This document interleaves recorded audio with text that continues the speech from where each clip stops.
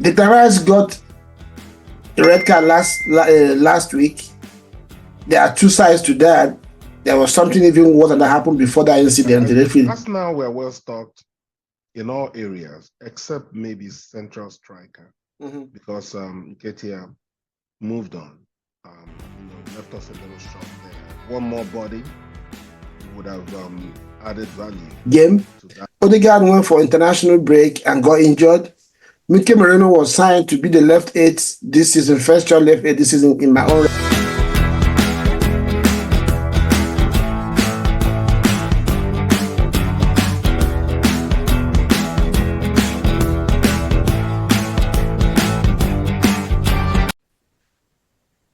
Transit TV, welcome back again to our Looking Ahead series, because this one is leading up to the mighty North London derby, popular fixture among Arsenal fans and Tottenham fans. In fact, it should be, if you're an Arsenal faithful, a Tottenham faithful, this should be the first fixture you look at once the fixture for the season comes up. And we have this one in the past few years. It's always been first at Emirates, second leg at the Tottenham Stadium. But this year, the EPL has reversed it, and Arsenal is traveling to the Tottenham Stadium this Sunday, fourth game of the season. You hardly have this fixture come this early in the season, but everything is new this time around. And Arsenal have some issues with injury and absenteeism going into this one. That is why me and Ugo, my brother, were looking at some comments and some noises out there with Arsenal fans, even rival fans, trying to make it a big deal. So I'm trying to pick the brain of my brother this morning to get his take on this situation with Arsenal. Ugo.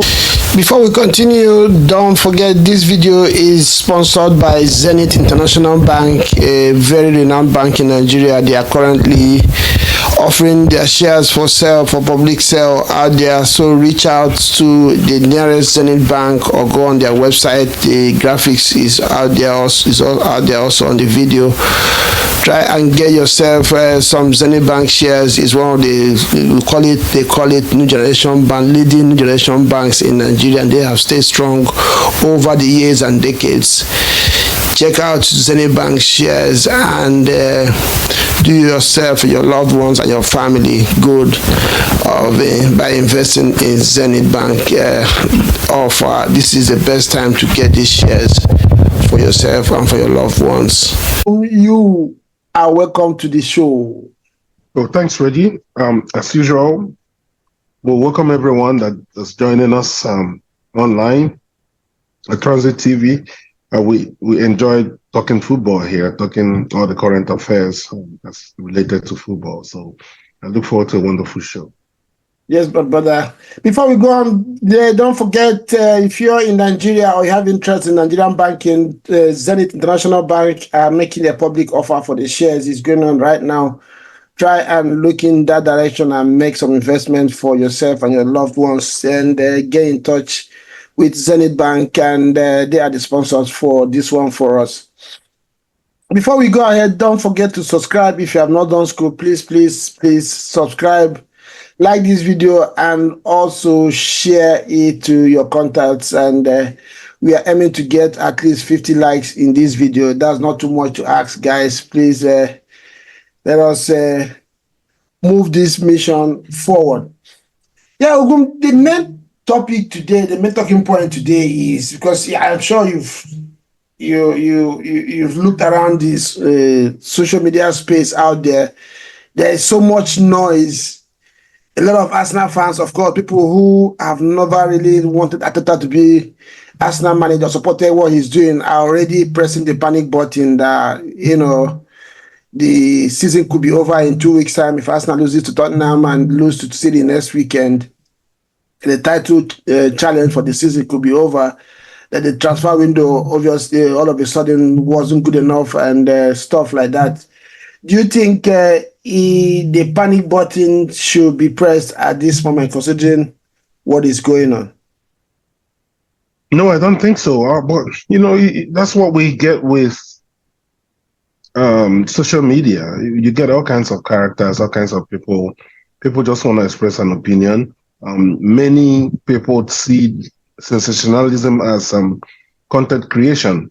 If you can get people's interest and provoke people or do something to evoke a reaction online, people click on your page and you make money. So, some people do it just for the sake of making money. Some people do it because they are bored and they're looking for something, to cause debate about. So we see it. I've seen some reactions to Arteta signing a new contract, and I'm like, what is going on?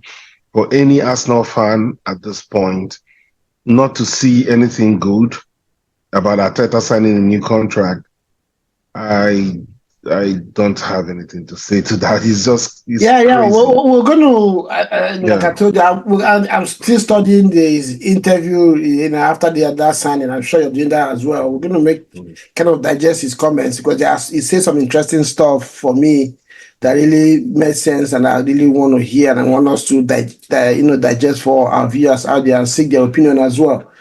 So let's put this whole situation right now into context. The Gunners got a red card last week. There are two sides to that. There was something even worse that happened before that incident. The referee, turned the other side.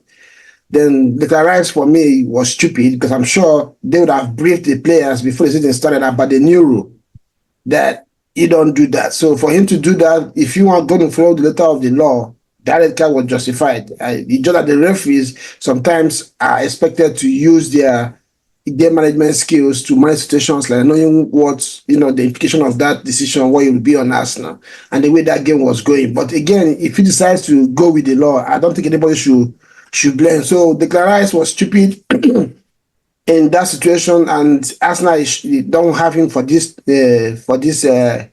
game. Odegaard went for international break and got injured. Mikel Moreno was signed to be the left eight this season, first child left eight this season in my own record. First training with Arsenal, he got injured. He's not available. And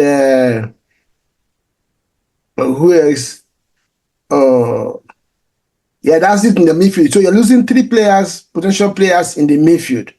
And these are players who you can say these are starters in the first 11. Moreno has not played for Arsenal yet, but I know with his quality, eventually he's going to start games for Arsenal. Odegaard obviously starts. The Rice starts. So people are saying the squad is late, thin, or whatever. Now you have Wandery in the background, probably taking a chance to play again for Arsenal eventually, at last, and start again for Arsenal. You have Jorginho and Declan Rice, Jorginho and Thomas Partey out there as well. Maybe they have an opportunity to start the game as well. So if you looking at the makeup of the squad, is it justified to say that Arsenal is thin in that department? Yes, for this game. No, I mean before this incident. But for people who are blaming the Adrian Arteta that they didn't sign enough players in the summer, so is that claim justified, considering the fact that these three things or these three accidents happened at the same time? I don't think it's not justified. Arsenal were well stocked in all areas except maybe central striker, because Nketiah moved on. Left us a little short there. One more body would have added value to that.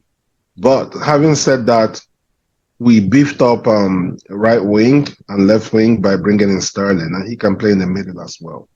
It's not about how many; it's about how well. It's not about how much, or how well, the quality of what you have. And this is the main problem that Arsenal has had over the last few years, is to have bodies there that couldn't quite bring the value, the level of quality that's needed to elevate the squad and contest against a team like Manchester City. We want to beat Manchester City. Look at their squad. Yeah, they haven't played Rodri yet this season. They haven't played Foden Foden was the player of the season last year. He hasn't played a single game yet for City this season, and they are flying. Yeah, so they are yet to bring in Foden. They are yet to bring in Rodri. They are two most important players added to Kevin De Bruyne. So when you see that level of quality, you see what Arsenal are aspiring to be, and that's why I'm not bothered. I was concerned. I wanted them to bring in someone. Bringing in Sterling, yes, tick the box for me. All right. I think that what they're trying to do is to have players that are what they're weight in gold. For every single member of that squad should be what is weight in gold, so that when this kind of opportunity arises now, that you suddenly lost three players in the midfield, three important players, you will have players that can come in and fill that gap. And that's what we are hoping will happen, playing against Tottenham, playing against Atlanta, and playing against City. We're hoping that the guys there, their weight, will bring in some level of gold that will be able to get us through these games with wins, because that's what Arsenal has to do this season: win and win and win. Yeah, so if I take you on that, that's exactly, this is what people are saying, that the quality, Arsenal is supposed to have signed quality this season if they really want to win the league. So if you have Odegaard out, like you mentioned there, Foden has not played this season, Odegaard has not played, and City are still flying. Do you have the belief right now? Okay, let's look at it. In that midfield, you have Ita Waneri, you have Jorginho, you have Thomas Partey, and maybe Zinchenko can play there as well. And we have seen Arteta as well drop Kai Havertz in the midfield sometimes. This combo right there, are you confident going into any game in EPL that they can get Arsenal the result? Yes. Simply stated, yes. I have 100% confidence in the guys that we have there to fill the gap. Jema, welcome to the show. You heard the question right there. How are you feeling now? The issue, the video, of course, already, it focused on fans, already activating the panic button. Some of them are already talking about the transfer window that just closed. Arteta and Edu did not do good job of recruiting players to beef up the squad, and that with these injuries, Arsenal have no chance that the title charge could be over next weekend after if Arsenal doesn't win Tottenham to this weekend and lose to City next weekend. What's your take on that? Do you think with what is left, Arsenal is strong enough to go into these two fixtures? Because if you don't have Odegaard back. Okay, first of all, I'm glad to be back. Oh. And secondly, this is an information to all the Arsenal fans that can't control their panic buttons. And some of our fans are just very notorious for this kind of behaviors. What are you calling for? These guys are already out. And these are the men we have.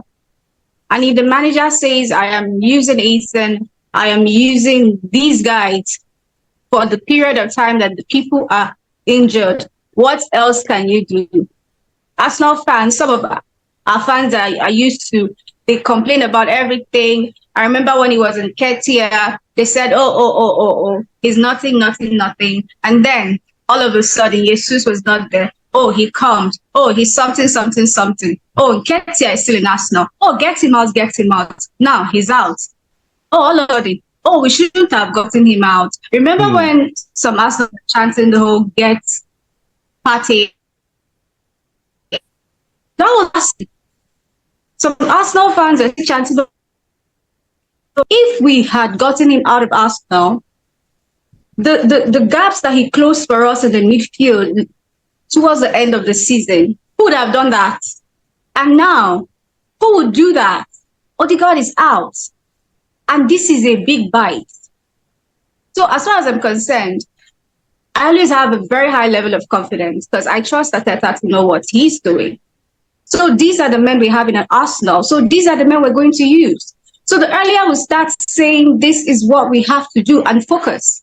There's a session of people talking about, oh, Ethan Wenery. Oh, is he ready? Oh, he's been in Arsenal since he was a baby.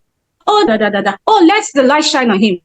Now, the light is about shadow east and they don't want to try. Exactly. People will be berating Arteta and Edu for letting Chido go. And one of the reasons the boy he gave was he couldn't see his pathway to the first team. People have been saying for the past 3-4 years there's not been any pathway for Arsenal academy players to the first team. Now, Arteta decided to promote 3 players, and there's a chance for you to and clear the way, because if he has Smith Rowe on the bench and you have Pablo Vieira and Laconga, it's going to be difficult to give Waneri a chance to play.